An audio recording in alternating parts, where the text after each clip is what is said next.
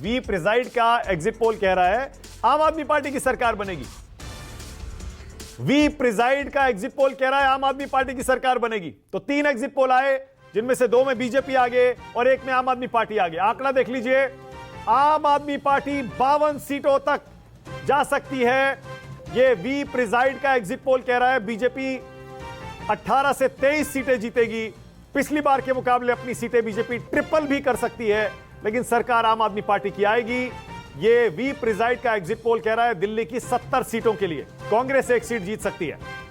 विनोद जी, पहले इन तीनों exit poll में से आपको सबसे ज्यादा आपकी सोच किसके करीब है? भाई मुझे इनसे इनका तारुफ तो करवा दो, ये कौन है?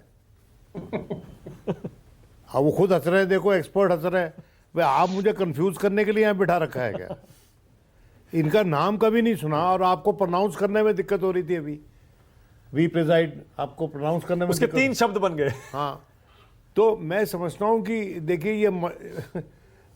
ये सीजन में एक अंग्रेजी में बोलते हैं scarlet pimpernels, you grow like scarlet pimpernel. सब जगह होता है, एक पौधा होता है जो सीजनल होता है और वो सब जगह फैल जाता है।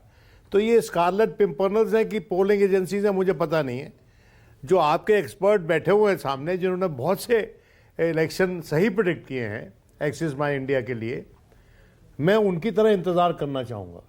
और मेरा व्यक्तिगत आंकलन ये है कि आम आदमी पार्टी जो है 62 सीट से घटकर 52 हो सकती है, 42 भी हो सकती है। उसके नीचे जाएगी तो उस पर तो मैं दाव अभी नहीं लगाऊंगा। ओके, अच्छा विनोद जी, अब ये जो आपने 42 का आंकड़ा कहा, अगर 42 से थोड़ा भी इधर उधर हुआ, क्योंकि 36 का बहुमत का आंकड़ा होता है, तो सरकार किसकी बनेगी? देखिए, सरकार तो आम आदमी पार्टी की बनेगी। कितनी चलेगी? देखिए, ऐसा है, दिल्ली शहर में वो तांडव आप नहीं कर सकते जो और शहरों में कर सकते हो। और आज के दिन जो ये तांडव कर सकता है, जो ऑपरेशन कमल चला सकते हैं या रेजिग्नेशन करवा सकते हैं, वो रेजिग्नेशन करवा सकते हैं। आप समझे कि नहीं? हाँ।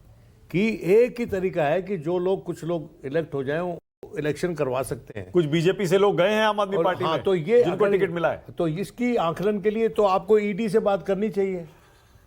मैं तो जवाब नहीं दे सकता उसका। ओके, न्यूज 24 पर एक बार फिर से 3 एग्जिट पोल जो अभी तक आए हैं उनके आंकड़े समझ लीजिए।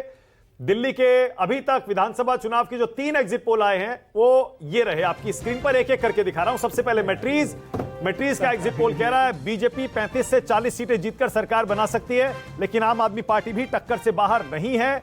32 से 37 सीटें आम आदमी पार्टी भी जीत सकती है, यानी कांटे की टक्कर मैट्रीज के एग्जिट पोल के मुताबिक दिल्ली के विधानसभा चुनाव में हुई है। अब यह रहा पोल डायरी का एग्जिट पोल। वो कहता है कि बीजेपी एक तरफा तरीके से दिल्ली जीत रही है, 42 से 50 सीटें जीत सकती है, और आम आदमी पार्टी आ जाएगी 62 से सीधा 18 से 25 के बीच, और कांग्रेस जीतेगी 0 से 2 के बीच। एक और एग्जिट पोल आया है माइंड ब्रिंक। वो भी ये कह रहा है कि आम आदमी पार्टी की सरकार बनेगी और आम आदमी पार्टी 44 से 49 सीटें जीत सकती है। दिल्ली में 70 सीटों में से 44 से 49, यानी 62 से घटकर आम आदमी पार्टी 44 से 49 के बीच आएगी। बीजेपी को 21 से 25 सीटें मिलेंगी। यह है माइंड ब्रिंक का एग्जिट पोल। अब यह पोल डायरी का एग्जिट पोल जो मैं आपको थोड़ी देर पहले दिखा रहा था, यह कह रहा है बीजेपी एक तरफा तरीके से दिल्ली में सरकार बना रही है, 42 से 50 सीटें जीतकर। और ये माइंड ब्रिंक जो अभी अभी आया है, ये कह रहा है आम आदमी पार्टी एक तरफा तरीके से दिल्ली जीत रही है, 44 से 49 सीटें, बीजेपी 8 से बढ़कर 21 से 25 के बीच जाएगी, लेकिन सरकार बनाने से रह जाएगी दूर। प्रदीप जी, आपका इस पर कुछ टेक है क्या?